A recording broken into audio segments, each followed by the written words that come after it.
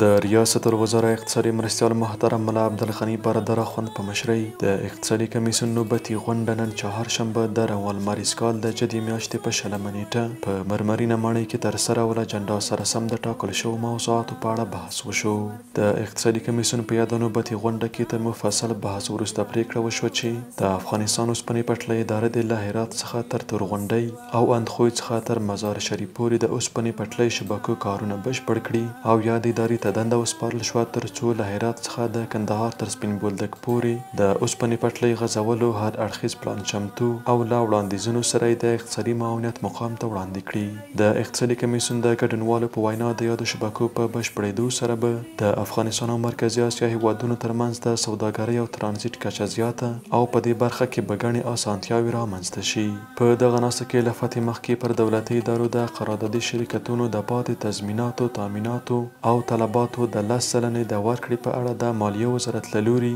د تثبیت اړوند کړنې تایید شوې. د اقتصادي کمیسیون په یاد نوبتي غونډه کې د ټاپ پروژې سکرتریت جوړېدل منظور او د تشکیل په موخه د تشکیلاتو او معاشاتو کمیسیون ته راجع شو. د ټاپ پروژې سکرتریت د اوبه او انرژي وزارت په مشرۍ له اړوندو سکټوري وزارتونو څخه جوړ دی چې د یادې پروژې تخنیکي او حقوقي چارې به پر مخ بیایي. په دغه غونډه کې د افغانستان علومو اکاډمۍ له لوري د چرګانو د صفحې په موخه جوړ شوی لارښود د خوړو او درملو ملي ادارې د وړاندیزونو په نظر کې نیولو سره تایید شو او د کرنې، اوبو لګولو او مالدارۍ وزارت مکلف وبلل شو څو یاد لارښود په جدیت سره تطبیق کړي. د غونډې په پای کې تر هر اړخیزې ارزونې وروسته افغان پوسټ شرکت ته په ترانزیتي وسایطو کې د جی پی ایس نصبولو قرارداد ورکړل شو او دغه شرکت مکلف وبلل شو څو د یوې میاشتې په جریان کې د یادې موضوع په اړه خپل راپور له اقتصادي کمیسیون سره شریک کړي. د یادونې وړ ده چې د دغه قرارداد له مخې افغان پوسټ شرکت پر هر ترانزیتي موټر د